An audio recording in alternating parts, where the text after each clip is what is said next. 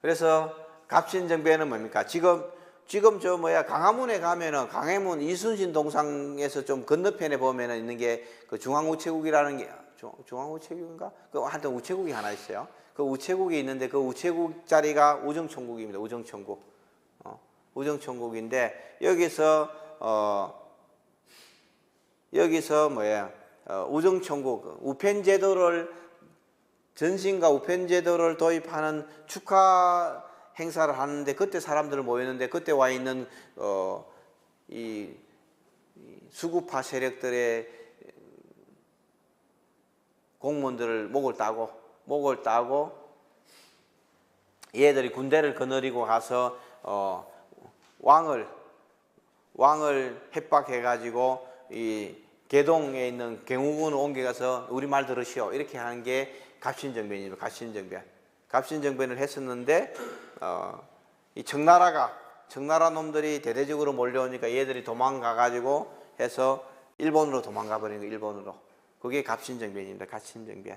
그래서 사실은 일본 놈들이 인천의 제물포에 있는 일본 군들이 와서 도와줄 거라고 생각했는데 일본이 청나라가 쪽수가 너무 많으니까 이길 수 없다고 생각해서 안 도와주는 거죠.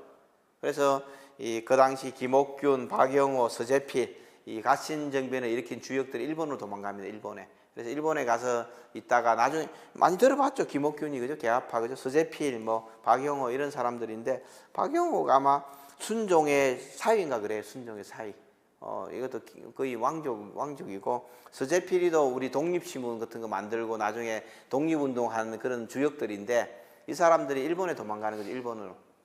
그래서 어쨌든 결국은 일본을 믿고 반란을 일으켰는데 3일 만에 진압당하는 거죠. 3일 천하다 이런 얘기도 하는 건데 사실은 그러니까 자기 자체적인 무력이라든지 또 국민들 지지를 받지 못하는 계획은 성공할 수 없다는 거예요. 근데 일본은 개화파는 자기들만의 무력을 갖고 있었고 국민들 전폭적인 지지를 받아서 여러 가지 어떤 사회 부조리를 계획하려고 했기 때문에 일본은 개화파가 성공해서 메이지 유신을 했고 또 실질적으로 일본이 근대화가 될 수 있는데 우리는 소수의 몇 사람들이 일본의 지원을 받아서 개화 계획을 시도해서 실패했다 이렇게 볼 수 있는 거죠. 그래서 참 어떻게 보면은 이런 것들이 실패할 수밖에 없었다고 보는 거는 뭡니까? 무지한 거, 무지. 우리가 글로벌 해외에 대해서 몰랐다는 얘기예요. 이해도 제가 김옥균이든 박영호든 서재필이든 이런 사람들이 실제 국제 정세에 대해서 무지했고, 그 다음에 이 사람들이 기본적으로 해외 언어를 쓸 수 있는 능력들도 없었고, 이러다 보니까 우리가 어떻게 대응해야 되는 것인지, 우리 자체적으로 어떤 역량을 갖춰야 되는지 이런 부분을 몰라서 갑신정변도 실패한 거죠. 그래서 상당히 안타깝다고 얘기하지만은 어떻게 성공했다 하더라도 우리 사회가 조선이 일본처럼 근대화가 돼서 강대국으로 갔을 가능성이 거의 없다고 보는 거죠. 그래서 사실 우리가 지금 이모군란, 갑신정변 많은 얘기들을 막 하는데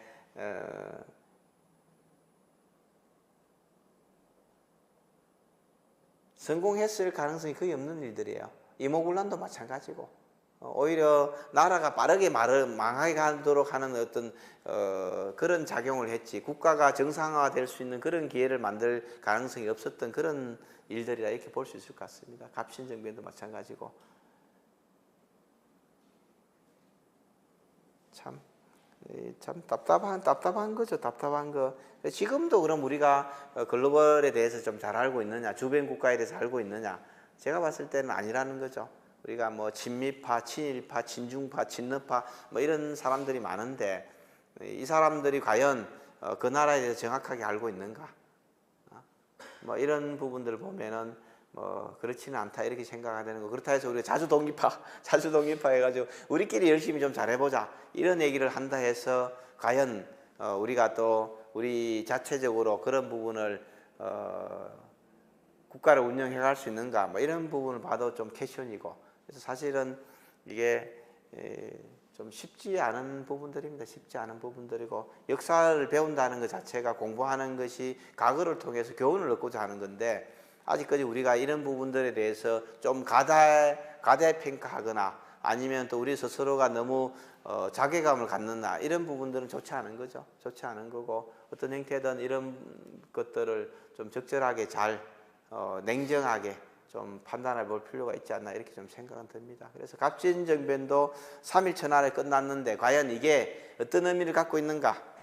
국민들 지지를 받지 못하는 계획이라는 것이, 또 외세의 힘을 빌려서 하는 계획이라는 것이 어떤 한계를 갖고 있는지, 이런 부분도 좀 봐야 될 것 같고, 또 일정하게 김옥균이나 박영호 같은 이런 사람들이 그 당시에는 아주 젊은 신진 어떤 혁명가들이었는데, 또 일정하게 왕의 사이로서 왕의 또 일정 지지를 받는 뭐 이런 부분들도 있었던 사람들이 있는데도 불구하고 또 실질적으로 위로부터의 혁명 뭐 이런 것들이 성공하지 못하는 뭐 계기가 됐다, 이렇게 좀 보면 좋을 것 같습니다.